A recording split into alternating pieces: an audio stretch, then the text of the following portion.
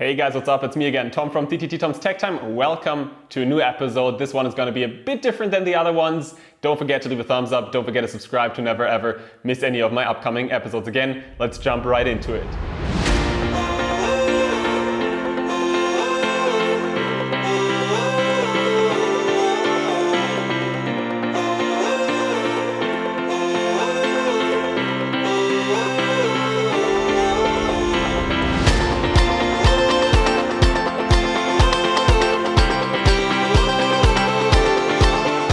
In June 2018, I was invited to Sesimbra. That's a tiny town very close to Portugal's capital city, Lisbon, and I was invited by Western Digital and by SanDisk, two of the world's leading companies in hard disk drives and flash memory products. I met with a group of tech journalists, YouTubers and bloggers from all across Europe, and together we took some of SanDisk's latest products to the test while being instructed about aerial photography by Elia Locardi, a fantastic photographer from the States. I was not blessed with height, but I don't think many of us can actually stand that far.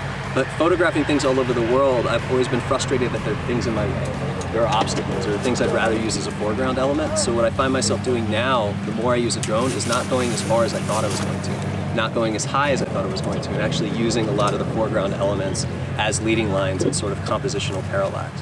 And you know what was especially cool? DJI joined in because SanDisk wanted to showcase their products using drones, so that was kind of perfect for me. I took the chance and flew my Mavic Air in a few beautiful locations, and what shall I say, it was worth it. Both DJI in drones and SanDisk in flash memory products are the absolute leaders.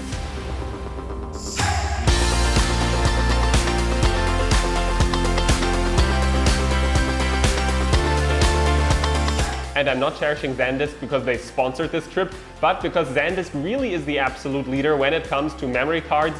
I took them to the test already back in the days, compared them to other cards totally neutrally. Nobody paid me, nobody sponsored me, and they always won the tests. There is a link in the description below if you want to check that out. But yeah, what shall I say? DJI leading in drones and SanDisk leading in memory cards. That is just a very good combo. Because MicroSD cards are a must for 4K filmmaking, for HDR and for RAW photography, to just name a few situations where a bit of extra speed can have a significant influence on the final quality and the comfort on location. Even though MicroSD cards and SD cards as shown here are superb and something really important, I was quite curious about the new products they were going to show us. Firstly, they introduced a hard drive, but not just any hard drive. The rugged case holds a super fast and robust SSD. At its side, you can insert your drone's or device's SD or microSD card, and you can then connect your phone to the mobile hard drive and start copying your files on location. You can watch them on your phone too, which is very handy. And because the hard drive of course needs some power to work, there is a battery inside this hard drive, this wireless hard drive, and that battery can as well be used as a power bank. And I can be honest, on the day in Portugal, this battery saved me because my camera ran out of power and I was just able to quickly recharge it. That was very nice. In general, it is so cool that I don't need to bring a computer anymore on location, but just this hard drive, even though the app is quite laggy. Sometimes it took a couple of tries to connect to the app, and yeah, the app should be maybe redesigned, but the product's idea itself is pretty cool.